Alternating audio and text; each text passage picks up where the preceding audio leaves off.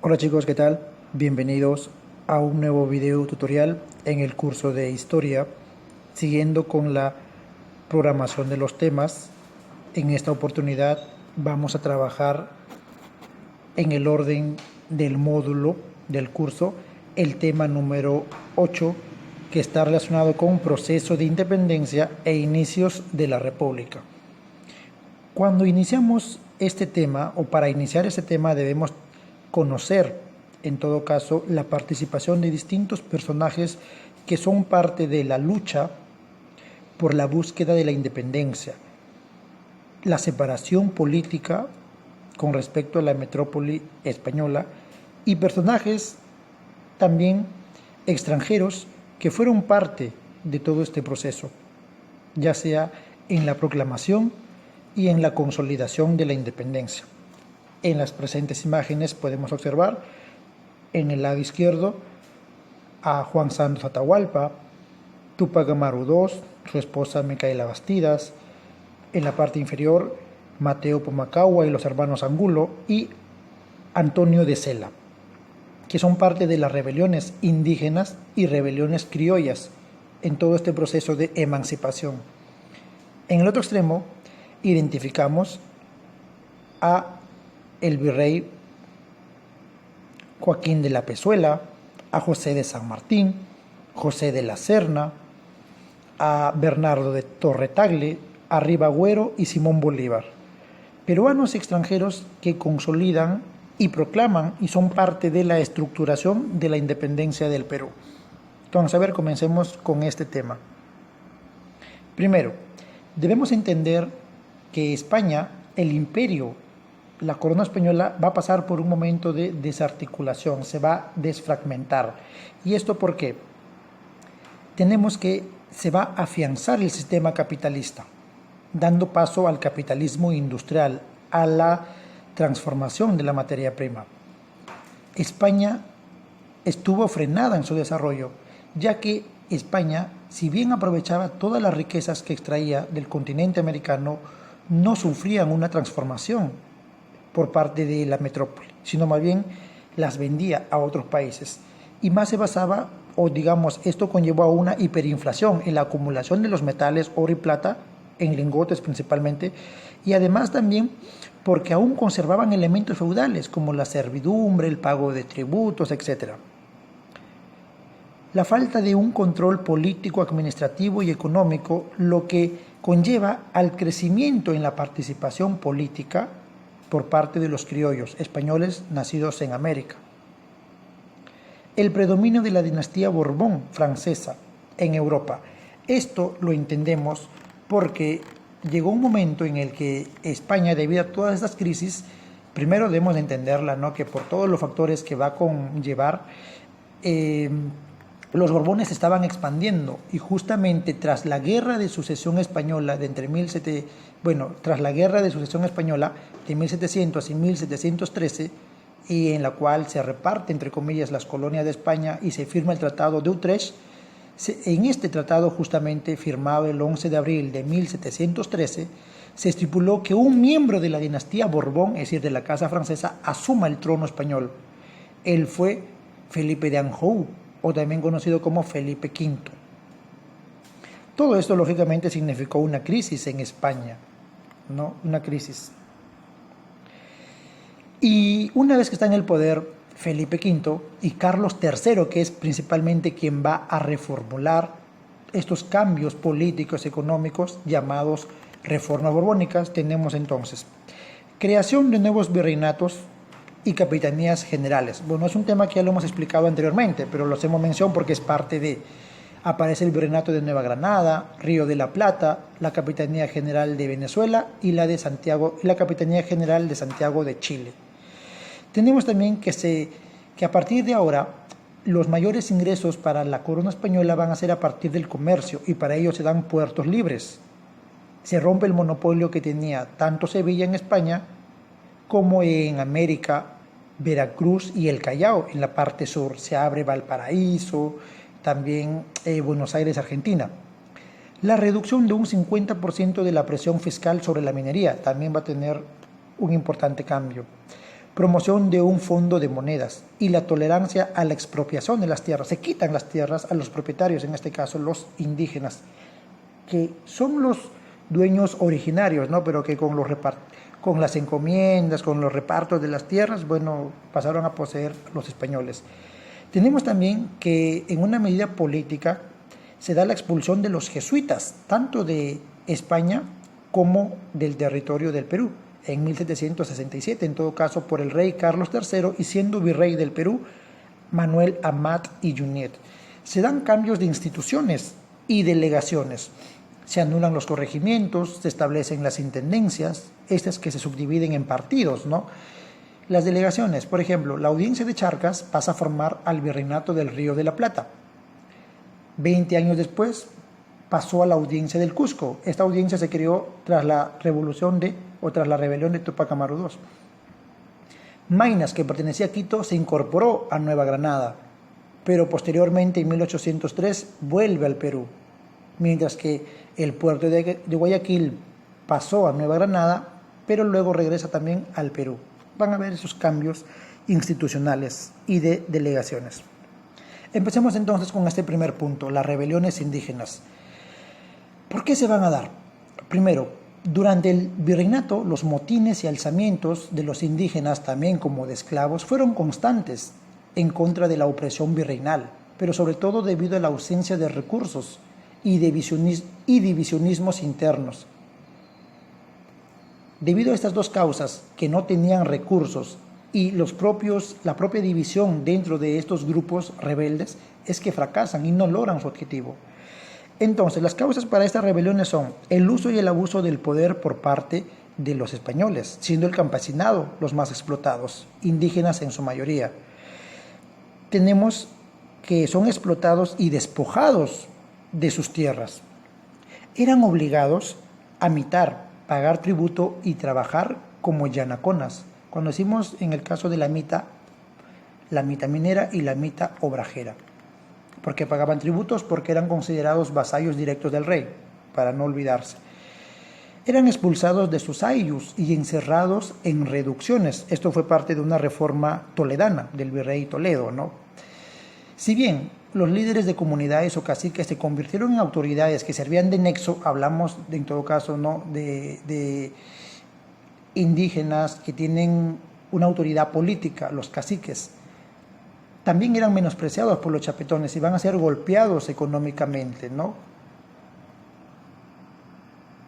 Dentro de las importantes rebeliones indígenas tenemos en esa imagen, por ejemplo, la de Tupac Amaru II, la de Lorenzo Farfán de los Godos, la de Diego Cristóbal Tupac Amaru, ¿no?, la de Juan Santos Atahualpa, la de Vélez de Córdoba, son los más importantes. Entonces, a ver, empecemos con la rebelión de Juan Vélez de Córdoba de 1739.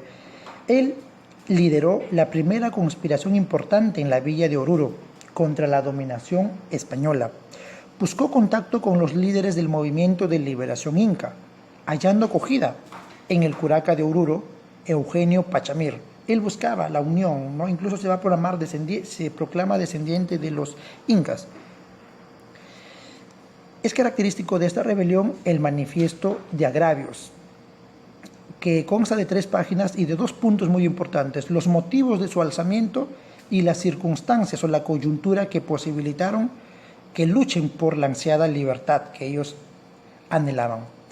Los indios, decía él, habían sido reducidos a una condición peor que la esclavitud. No obstante, eran los legítimos señores de la tierra.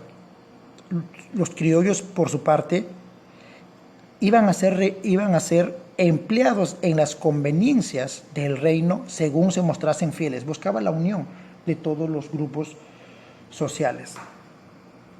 Luego tenemos la de Juan Santos Atahualpa, de 1742 a 1756. Fue un descendiente de los antiguos incas. Se educó con los jesuitas. Tiempo después organizó a los pueblos amazónicos, realizando asaltos y emboscadas contra las diversas tropas realistas.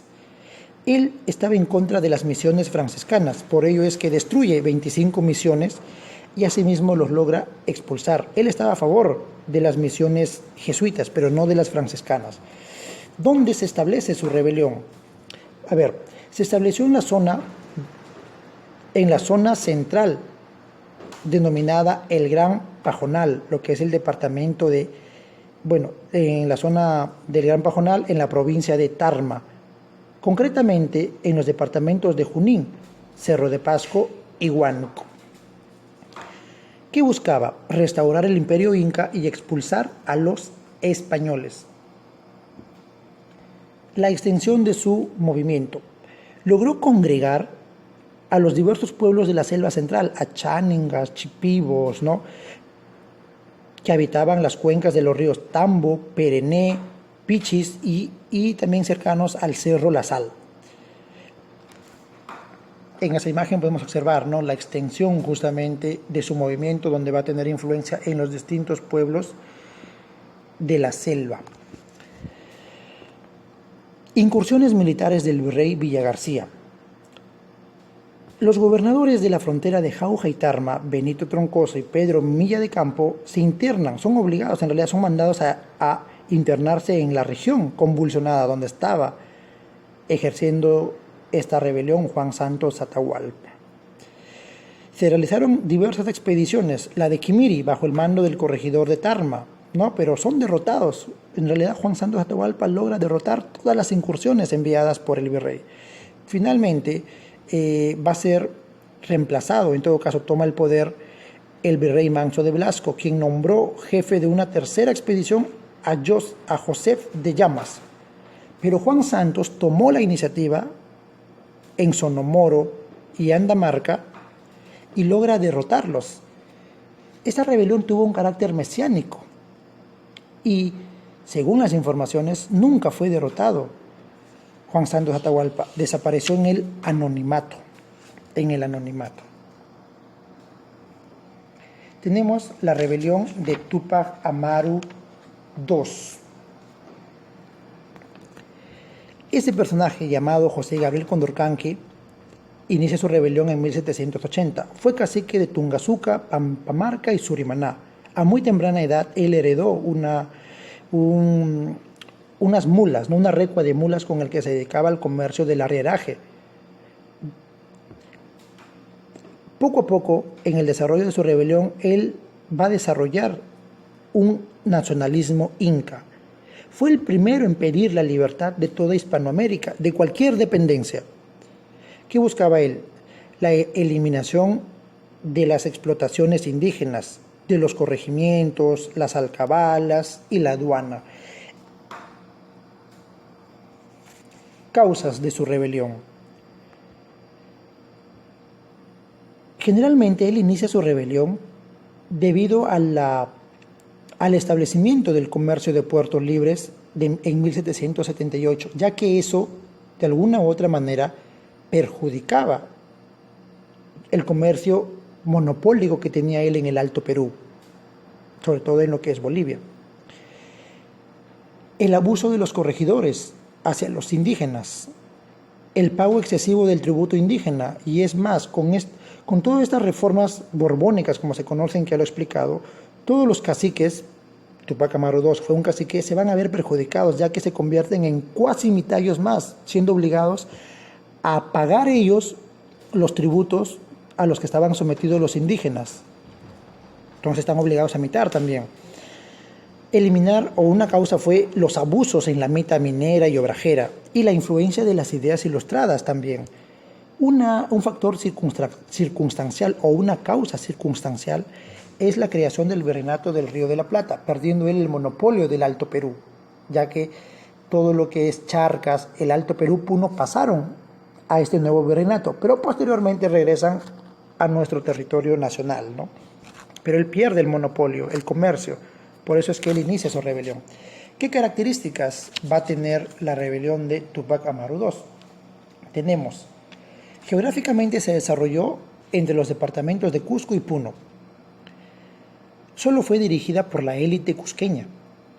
Integró a los diversos grupos sociales, criollos, peninsulares, indios y negros. Buscaba la participación integral, ¿no? Podemos decirle que tuvo dos momentos de desarrollo, una en la cual era de carácter reformista y luego de carácter separatista. Tuvo un alcance continental. Fue la última gran rebelión indígena del siglo XVIII. Cuando decimos continental es que tuvo eco no solo en el Perú, sino en Bolivia, en Argentina, ¿no? De carácter de todo el continente. Principales hechos. Túpac Amaru II buscaba primero una solución pacífica. Para ello viaja a la ciudad de Lima. ¿Con la intención de qué? Con la intención de qué?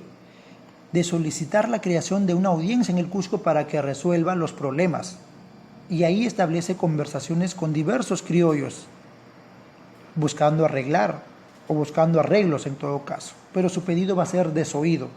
Pero él aprovecha su estadía en Lima y acude a cursos de la Universidad San Marcos. Conoce a liberales criollos ilustrados y poco a poco cambia su actitud.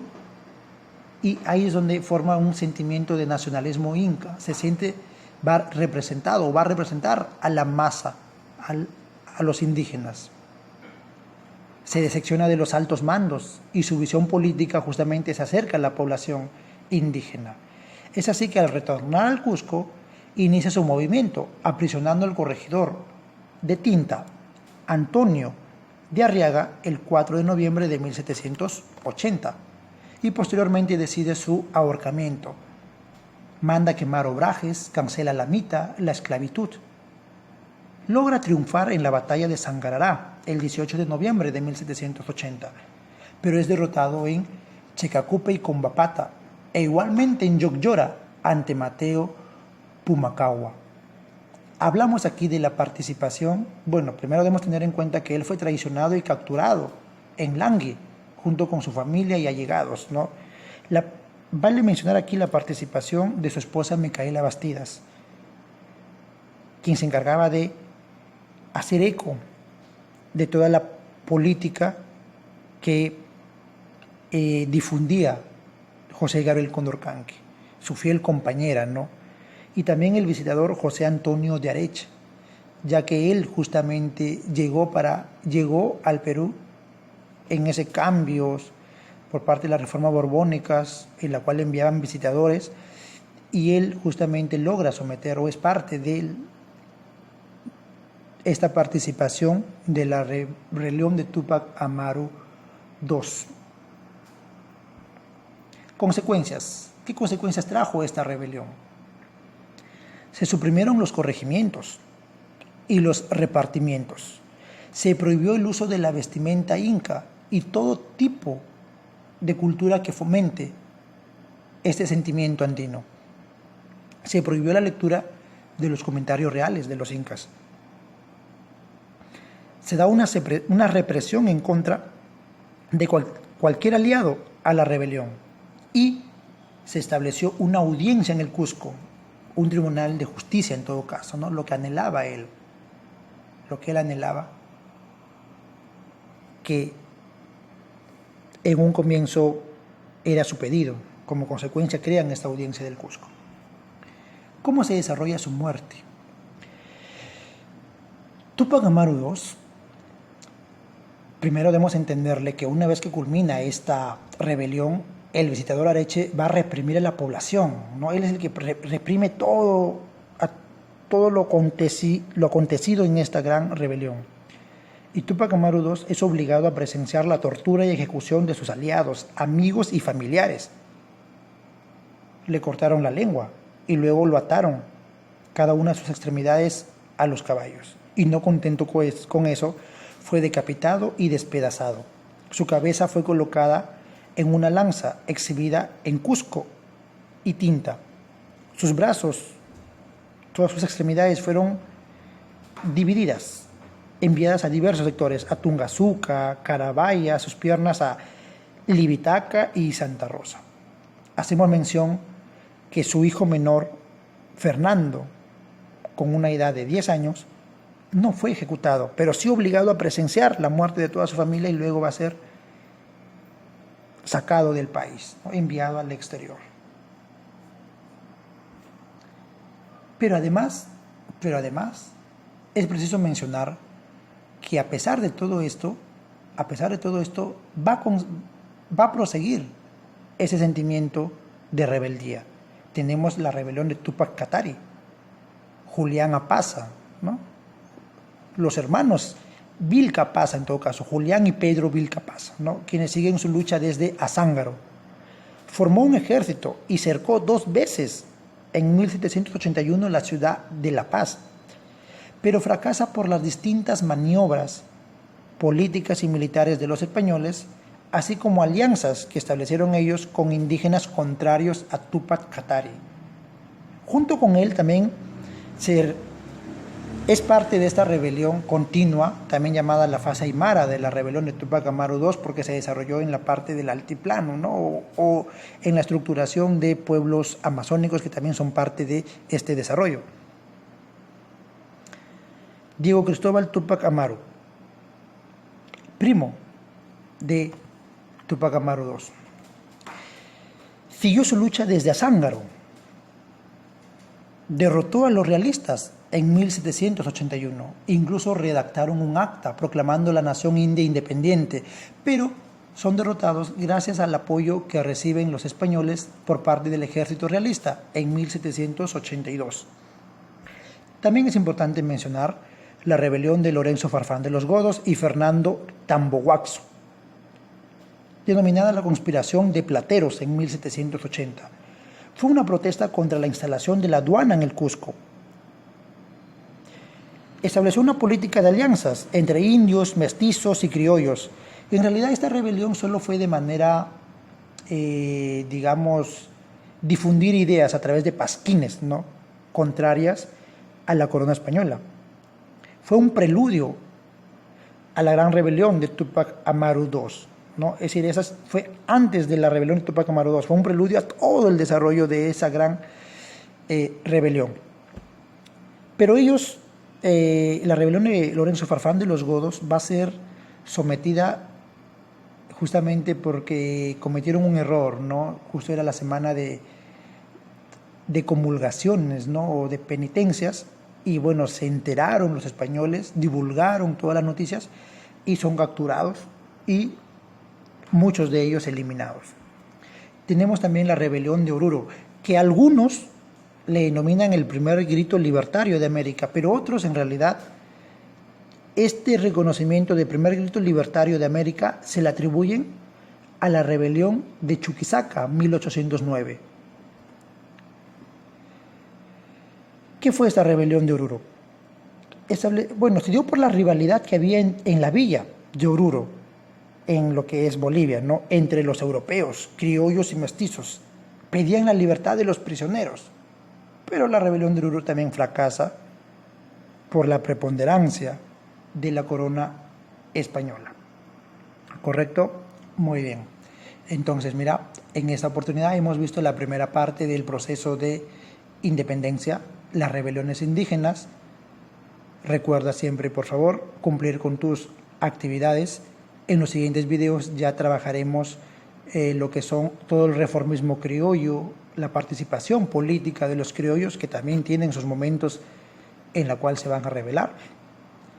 Y no te olvides además de ir trabajando el módulo, como lo venimos haciendo en las clases.